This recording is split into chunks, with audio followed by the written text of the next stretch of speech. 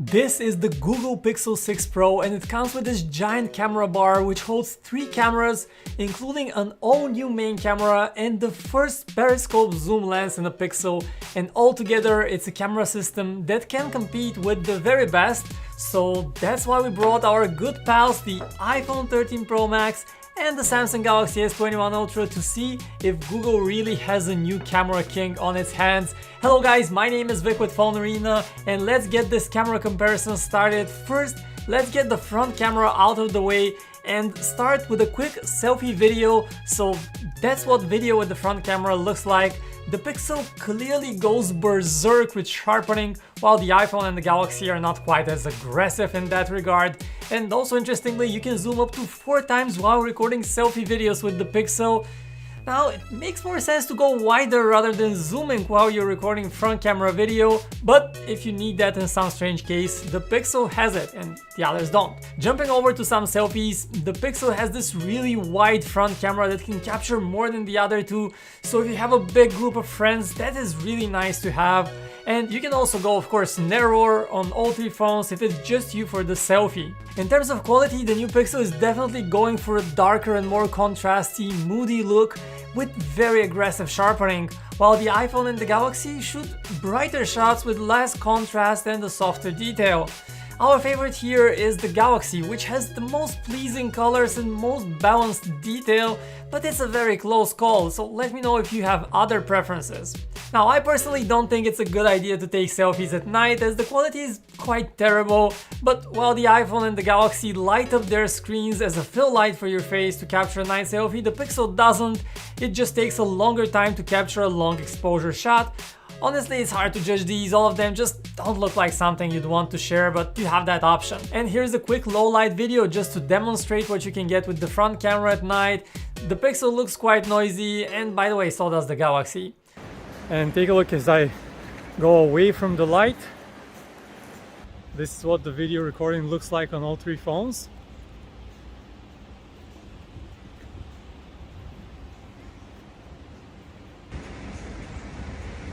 Let's walk a bit.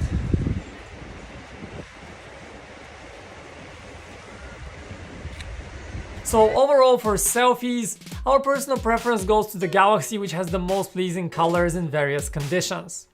But the real improvements that the Pixel brings are with the main camera, which for the first time in years uses a bigger sensor. Right now we have a 50 megapixel on the Pixel 6 Pro. Now you cannot actually shoot 50 megapixel photos, that's good to know. The phone actually combines 4 pixels into one for a final image that is 12.5 megapixels. And just looking at the default shots with automatic settings on all 3 phones, the Pixel kind of stands out with its cooler color tonality and the way it very aggressively lifts up the shadows and you get these kind of flat looking photos. The iPhone goes in the opposite direction, with much warmer colors and deep dark shadows for a more contrasty look, and the Galaxy takes a bit of the middle ground here.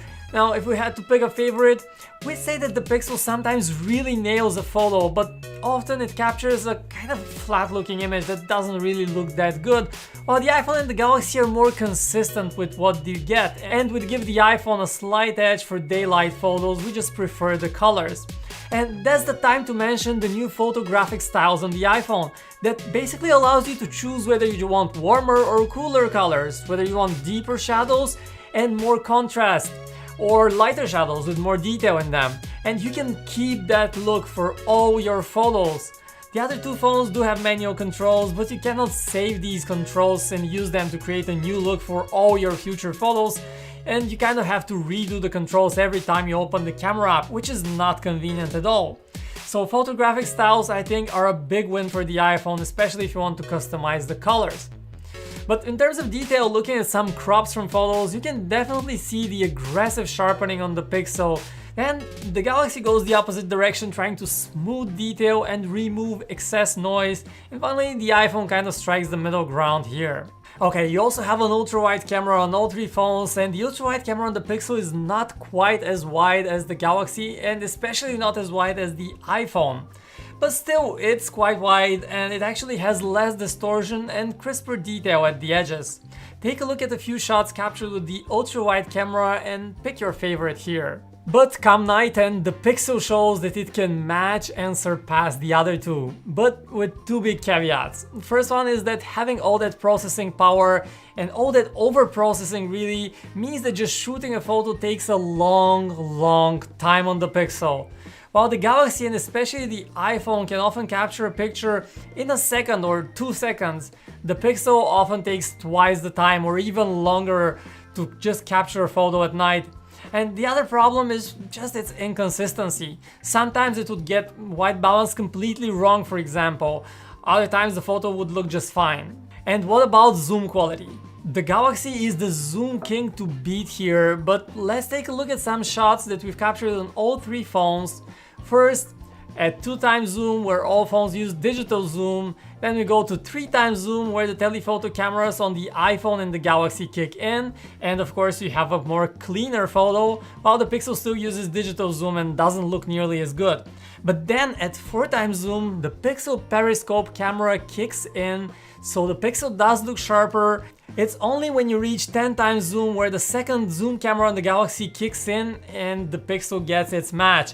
But even at 10x and further, the difference between the Galaxy and the Pixel is not all that huge. In fact, it's minimal. And when you get something brighter in the frame, the Galaxy captures it with a bit of glow, while the Pixel maintains highlights actually even better. So it's a toss-up when it comes to zoom quality, but we'd say that the Pixel might actually be more practical with its cleaner photos all the way from 4x to 9.9 times zoom, which is a really great zoom range to be in. And the iPhone here, really, it's not a great phone for zoomed in shots. The quality is just bad. It's not in the same league. Alright, next up let's look at portrait mode. I love using it, and you can use it not only for people but also for food shots and other objects for a more dramatic effect, so it has various uses. Now what's peculiar with the Pixel in portrait mode is that it doesn't show a preview of the effect as you capture it in your viewfinder, and the effect is only applied after you take a shot, which is a bit weird. But okay, you get used to it. So using the 1x portrait mode, well, that's a bit of a misnomer, because while the iPhone and the Galaxy do indeed use the 1x main camera, the Pixel actually crops in quite a bit, and that results in less detail, of course. It looks mushier, you don't get such a clean image, while the iPhone and the Galaxy look a lot crisper. And as for the colors, we have the same cooler colors and somewhat exaggerated contrast on the Pixel, which is not our favorite look, especially for portraits. But what I personally find particularly strange is that Google doesn't allow you to use the periscope 4x zoom camera for portraits. That would have been amazing. While on the iPhone and the Galaxy you can use their 3x zoom cameras for close-up portrait shots. And yes, just using the 4x camera alone without the portrait mode actually gives you quite a bit of natural bokeh, but it doesn't look quite as good as the portrait mode on the other two, so that would have been a really nice thing and probably something that Google can add via software update. So we also took a few portrait photos of objects that are not people and a few portrait shots at night where we got this actually crazy artifact in on the iPhone around my head. Just notice that. That's just another reminder that portrait mode is still far from perfect on all of these phones and is still a work in progress. One thing that we have absolutely fallen in love with are the two new motion photo options on the Pixel 6 Pro that usually take experienced photographers quite a bit of preparation to capture. So the first one is the long exposure photos that just look stunning. Take a look at that. These look particularly great with moving water, and you also have the action pan that also looks nice. So this is also a good moment to mention that the Pixel lacks a macro mode, which I wouldn't call as something you would use often, but it can be a cool thing to have, and both the iPhone and the Galaxy have it, so that's an advantage. So what about video capture? Has the Pixel caught up here, and can it match the other two? So the Galaxy remains the only phone in this bunch to support 8K video capture with most detail. And even if you don't use it all the time, heck, the files are too big, having that option is actually awesome for those special moments when you really want that extra detail. But most of the time we would record at 4K on these phones. And interestingly, we noticed that at 4K 60 there are some limitations on the Pixel. For example, at 4K 60 you cannot use the zoom camera on the Pixel, which is weird. but we wouldn't judge it too hard, and we'll be comparing actually 4K 30 footage where all the cameras are available, since that's what we personally use the most. And it seems that the iPhone has the best video stabilization among the three. It's a very close call as all three phones have great video stabilization, but there is a bit of a jitter that you can notice on both the Pixel and the Galaxy, so we give that slight edge, slight advantage to the iPhone. On the Galaxy you can also enable the super steady mode, but that actually uses the ultra wide camera and looks far less detailed. And similarly, the Pixel has an active stabilization mode which gives you better stabilization, but again that also comes with worse quality that I don't think is really worth it. And here's how switching between the lenses looks like on these three phones while recording video. There's a bit of a hesitation and jitter on the Pixel and on the Galaxy too, while the iPhone really seems a bit more refined in the camera app and how fluid it is, and it also maintains colors looking quite the same, while you do notice a bit of a change in colors as you switch the cameras on the Pixel. Anyway, here's a look at a zoomed in video. Interestingly, the iPhone can only go to 9 times zoom in video, while both the Pixel and the Galaxy can zoom up to 20 times. And you can notice how all across the 4 to 9.9 times zoom range, the Pixel looks great. And we would say that it's a close call between the Galaxy and the Pixel here, and it's super impressive on the part of the Pixel because it just uses one camera while the Galaxy uses 2 zoom cameras. And the iPhone, well, it's not a match for these two when it comes to zooming.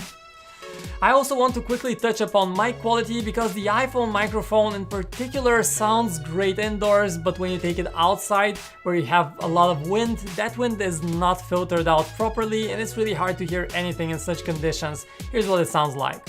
Alright, so right now we're testing the mic quality on all three phones. So right now I'm talking to the Google Pixel 6 Pro.